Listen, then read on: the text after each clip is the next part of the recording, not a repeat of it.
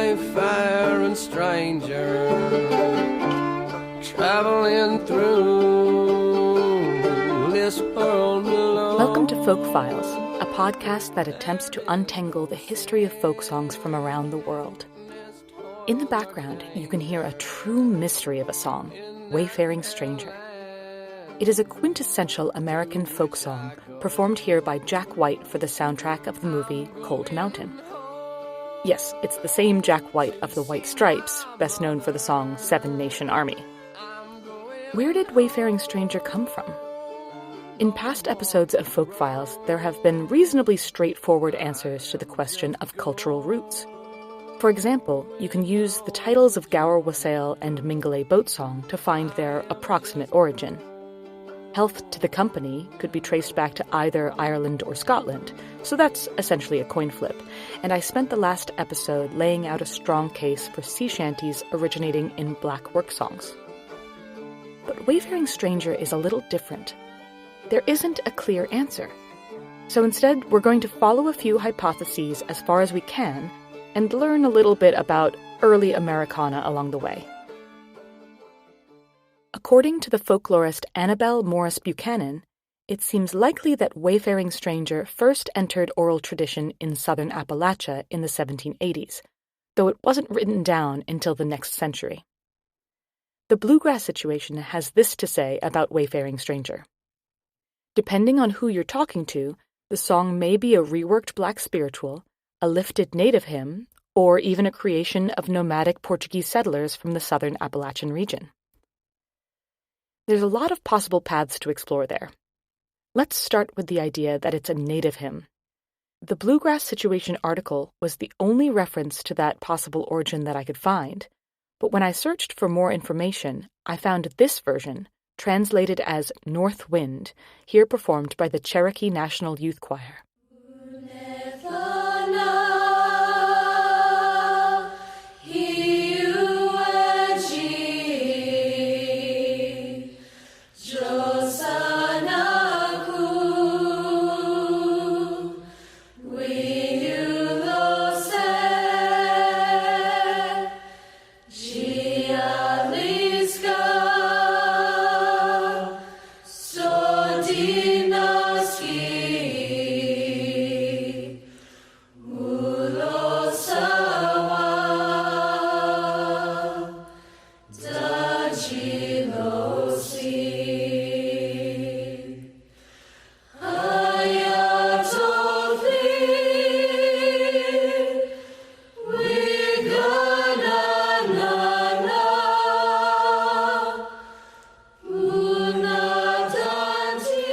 Find very little information about this song, beyond the fact that the composition is by James Green, the grandson of a Cherokee woman who would often sing Amazing Grace in her native tongue. The Fred Bach Publishing Group writes, North Wind was sung on the Trail of Tears to offer comfort for grieving, and is still a favorite among the Cherokee people.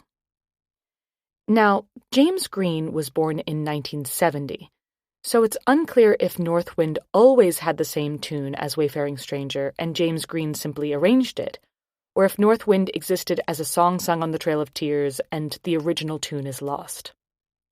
Keep in mind that I couldn't find any other mention of the song North Wind, so I have no corroboration for Fred Bach's statement. At the very least, it is a beautiful adaptation of Wayfaring Stranger.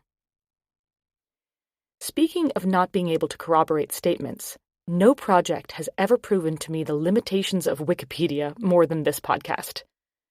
Just as in the first episode, when Wikipedia claimed that Health to the Company had the same tune as Liberty Song, and they sound nothing alike, Wikipedia claims that for Wayfaring Stranger, the melody was composed by Johann Georg Ebeling, and lyrics written by Paul Gerhardt in 1666 in Germany as Ich bin ein Gast auf Erden. This is what Ich bin ein Gast auf Erden sounds like, as performed by Detlef Korsen. Ich bin ein Gast auf Erden und hab hier keinen Stand. Der Himmel soll mir werden, da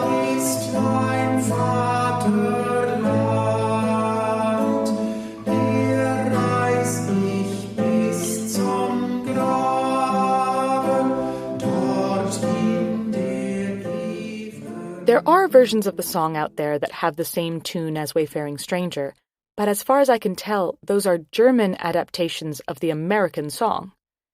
There is something to be said, however, for the lyrics.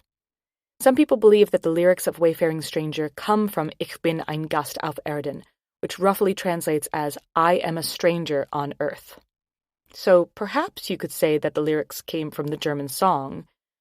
But the German song lyrics were based off of Psalm 39, Hear my prayer, O Lord, listen to my cry for help, be not deaf to my weeping, for I dwell with you as an alien, a stranger, as all my fathers were.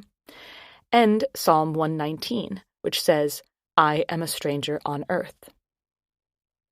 So I think it's safe to say that the lyrics are simply derived from the Christian Bible.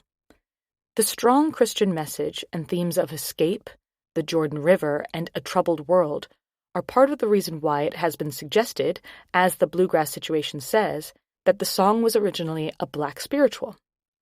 References to the River Jordan were very common in black spirituals, and it was sometimes used as a metaphor for the Ohio River, a destination for the Underground Railroad.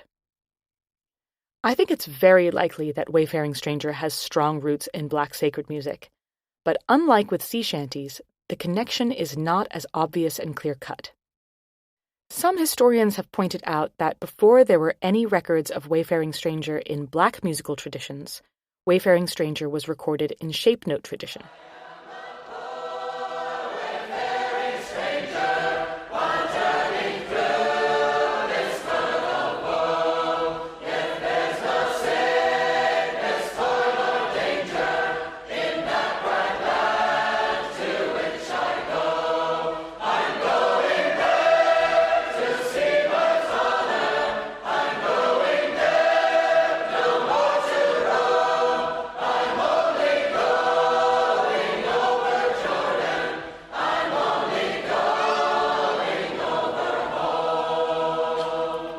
Shape note singing is a distinctly American style of group singing that uses notes shaped like triangles, diamonds, rectangles, and your ordinary ovals as a tool to help people learn tunes more quickly.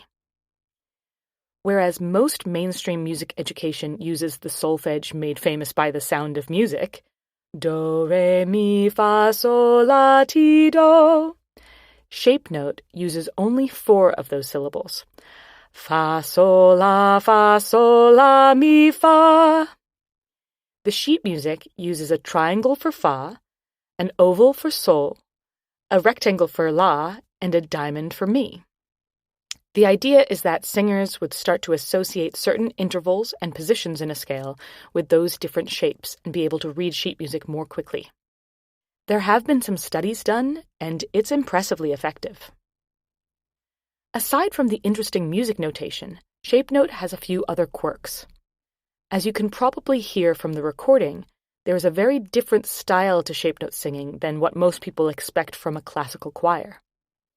All the parts can be sung by anyone, so there can be multiple octaves represented in each part, and the tenor line is considered the melody. In terms of placement, the sound is a lot farther forward than in more traditional choirs, making it very resonant and giving it a distinct twang. Shape note is not meant to be a performance. It is a form of communal singing. But if you haven't heard shape note singing live, I highly recommend you try to experience it because it is an awe-inspiring thing to hear. Even if there are only a few singers, the power of the sound that is created with the resonant tones and frequent use of fifths is impressive. Singers traditionally sit in 4 parts, all facing in, so that everyone can hear each other easily.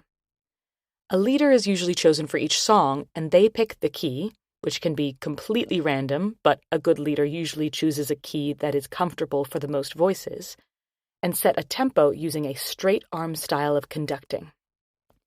I mentioned Cold Mountain at the start of this episode. If you happen to have seen that movie, there is a scene that takes place during a shape note sing where Nicole Kidman and the rest of the congregation are all keeping time with straight arms. That scene features all white singers, but it's important to note, given that I started this section talking about researchers who argue the shape note version of Wayfaring Stranger precedes the black spiritual version, that shape note was sung by both black and white singers. Just historically not in the same place at the same time. Black singers put their own spin on the traditions and had their own versions of the shape note books. Here are two African-American shape note groups from Georgia singing What a Happy Time. You can hear that it's got more swung rhythms and some intermittent clapping.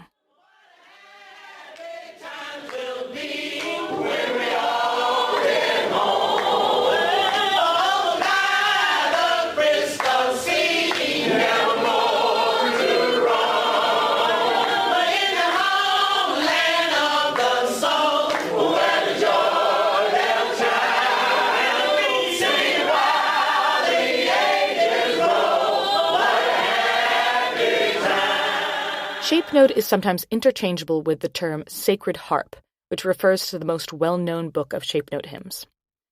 Shape note songs are sacred music. Their lyrics are essentially all Christian. And I should mention to anyone who decides to pick up the Sacred Harp hymnal that some of them are concerningly Christian. I haven't dug deep into the canon myself, but I have a friend who told me that he led a specific song at a shape note convention and noticed there was whispering and commotion when he called the song. He didn't realize that he knew a more modern version of the hymn until a bunch of people in the audience started begrudgingly singing the lyrics in the original book, which said very violent things against Jewish people. The good thing to take away here is that there are alternate versions of some of these songs, so many shape note enthusiasts are attempting to preserve the tradition while leaving behind the hate. But a fair number of the tunes in the Sacred Harp tradition were not originally Christian hymns.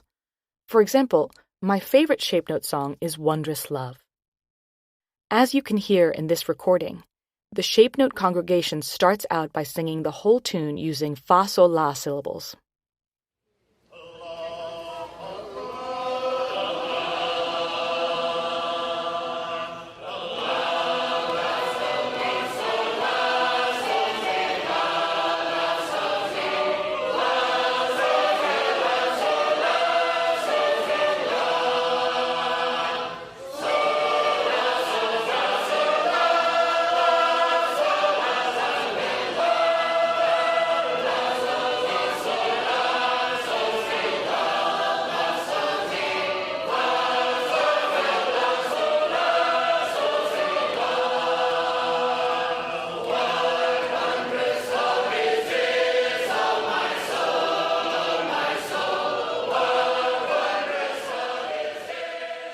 But I learned that tune with very different lyrics, because it's also the tune to a 1700s English ballad about the pirate Captain Kidd. Here is my old pirate crew, ARRR, singing a little bit of the Ballad of Captain Kidd. I spied 3 ships from Spain as I sailed, I spied 3 ships from Spain as I sailed. I spied 3 ships from Spain and fired on them the main, till all the crew was slain as I sailed, till all the crew was slain as I sailed. There's speculation that that tune was around at least 100 years before William Kidd was even born, so it's probably had many lyrics throughout the years. The message here is that even though Wayfaring Stranger exists as a shape note song, it's unlikely that the tune was invented for the Sacred Harp hymnal. It probably already existed in some form or another, which would bring us back to square one. Let's return to what the bluegrass situation discussed. We talked about the possibility that the song could be a native hymn or a black spiritual. Now let's talk about their third option, that it was the creation of nomadic Portuguese settlers in Appalachia. From what I understand, I believe this is a reference to the Melungeons. Melungeon refers to people who are descended from a specific group that lived in isolation in the Appalachian Mountains for many years. The name comes from the fact that they were of mixed race, mélange. While the name used to be derogatory, it is now the primary identifier for the genetic group. Many Melungeons have olive-colored skin and dark hair, and for many years Melungeons thought they were of Portuguese descent, or some would say they were Native American, since in society's eyes that was better than being Melungeon. A new study published in the Journal of Genetic Genealogy, however, indicates that Melungeons have more African ancestry than Native American ancestry. The Melungeons' isolation began as far back as the mid-1700s, which resulted in their homogeneous appearance. Some researchers claim that it's likely that both Elvis Presley and Ava Gardner were of Melungeon descent. If you've heard the term Black Dutch, that's another name that was used to describe Melungeons, but it was also applied to other ethnic groups. In my research, I kept finding sources that said, researchers have associated Wayfaring Stranger with the Melungeon people. But I couldn't ever find those researchers. So, until I do, this road is yet another dead end. Or is it? Because the story of the Melungeons is like the story of Appalachia in general. The culture of the Appalachian Mountains was never just one thing. It was a mix of many things and the cultures of many ethnic groups. This simple fact is something that a lot of early folklorists forgot. Folklorists like Cecil Sharp, who I discussed in the last episode, saw Appalachia as a perfect source for traditional Anglo-Irish music. They thought that in order to hear what Irish and English and Scottish folk music sounded like in the 17th and 18th centuries, they could find remote white communities in the Appalachian Mountains. Their argument was that those communities would be performing the exact versions of those songs that their ancestors in the British Isles were singing before they left their homeland. The problem is that the whole theory is based off of misinformation. To quote a section from the Library of Congress's article on Appalachian music, actually, in spite of the image promoted by early scholars, Appalachia was not settled only by Scots-Irish or other British people. Settlers from a multiplicity of European ethnic groups populated Appalachia, including Germans, French Huguenots, and East Europeans. In the early 20th century, African Americans were reported to make up 12% of the Appalachian population. Furthermore, isolation between these groups was not necessarily the norm. The mountain dulcimer, now almost an icon of Appalachian music, is a direct descendant of the German Scheithold. African-American banjos, string bands, and many of the tunes that came with them arrived sometime around the 1840s as minstrel shows began to make their way around the U.S. I'll discuss the history of folk instruments in more depth in a future episode, but when it comes to Appalachian music, it is important to note that the banjo, an instrument that's often shown on a white person's knee in mainstream media, most iconically in Deliverance, was created by enslaved Africans. As Rhiannon Giddens reminds her audience, it is a descendant of the akonting, a West African lute. Here is her version of Wayfaring Stranger. I'm going home to see my mother. I'm going home, no more to roam. I'm just going over Jordan. I'm just going over home. This is not to say that English, Irish, and Scottish music didn't influence the music coming out of Appalachia. The book Wayfaring Strangers, The Musical Voyage from Scotland and Ulster to Appalachia by Fiona Ritchie and Doug Orr details the ways in which music from the British Isles wormed its way through the Appalachian Mountains. Ritchie and Orr hypothesized that the tune for Wayfaring Stranger comes from the old Scottish song Dowie Dens of Yarrow. Here's a version by Ewan MacColl. There was a lady in the north, I ne'er could find her marrow. She was courted by 9 gentlemen and a blue boy lad frae Yarrow. These 9 sat drinking at the wine, sat drinking wine on Yarrow. They made a vow among themselves to fecht for her on Yarrow. There are some similarities in the melodic structure, but as with all the other possibilities, there's no strong historic proof that ties it to Wayfaring Stranger. So perhaps the origins of Wayfaring Stranger are as diverse as the hills of Appalachia themselves. Maybe the tune was from a Scottish song, the lyrics from a German hymn, and it was all reconstructed through the lens of shape note and early Americana. Or maybe it was a Cherokee hymn that was learned and adapted by a community of African and Portuguese descent. Or who knows? Maybe it wasn't a big, happy melting pot, and Wayfaring Stranger is simply a Black spiritual whose origins and attributions were erased like so much of Black folk music. It may not be satisfying to end an episode like this with no concrete answers, but it's more true to the history of the United States and specifically Appalachia. There may not be solid proof to back it up, but it feels good to think of Wayfaring Stranger as an example of how different cultures can speak a universal language when it comes to music. It would be nice if one of the most iconic American folk songs was truly the result of an epic game of telephone passed from culture to culture with different musical ingredients being added each time.